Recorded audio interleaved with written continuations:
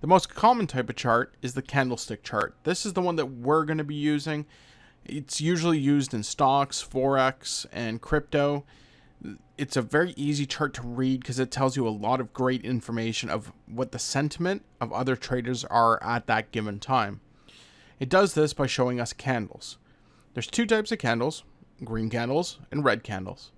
The green candle will open at the bottom and work its way up to close at the top, where a red candle will do the exact opposite and open at the top and close at the bottom, indicating a downtrend.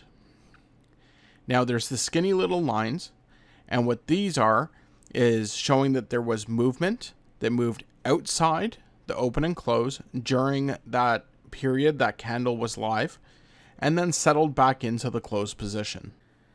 What the candles are actually indicating is fear and greed in the market of other traders. This is powerful. One of the greatest trading quotes of all time from legendary trader Warren Buffett: buy the fear, sell the greed.